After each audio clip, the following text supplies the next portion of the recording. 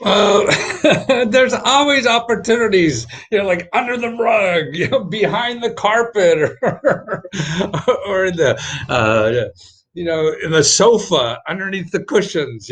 And that's what the government's like, man. You go to the attic and you find stuff. Man, I didn't know this stuff was here.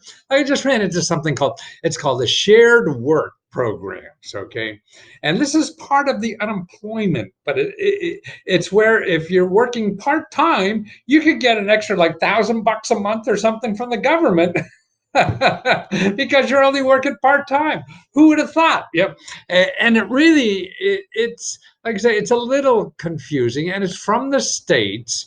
And there's about 25 states that have it. Here is on this SHRM. This is person. I mean, the employment kind of professional association. And there's about 25 states that have that, and they have it in Maryland here, and that's how I ran into it by accident when they were talking about the COVID unemployment insurance. And what this does, it really works for the employer and the employee. And what it is say like you work in an office or whatever, and they have to lay off like half of your department. So there, because the business is slow, and there's four people in the apartment in your department, and we got to lay off two. Well, instead of doing that, what they could do is cut the people down to half time.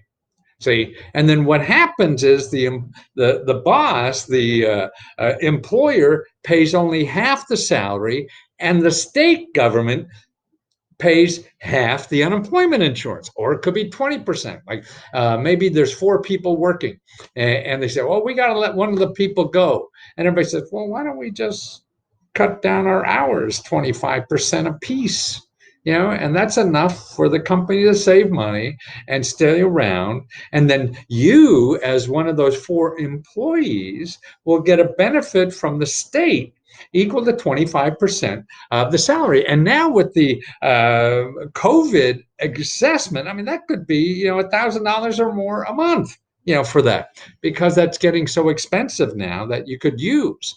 So that's interesting. Now, so it's called a work sharing. Okay. So you want to see if you're, if you want to say you see business is slow where you're working or whatever, and oh, somebody's going to get laid off, go to your Department of Labor and your state government, ask about work sharing to see if they have a program.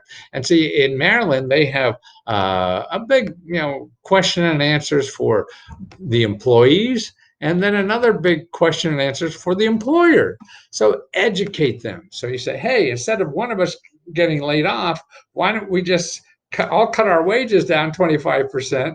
and, and then I could play more golf or whatever and collect unemployment to make it up. Yep. So there's all kind of benefits that people don't know about, and that's what's fun to me about trying to unravel all this stuff that people don't know. Now it's a national program, by the U.S. Department of Labor, but every state doesn't have it. So find out if your state has it.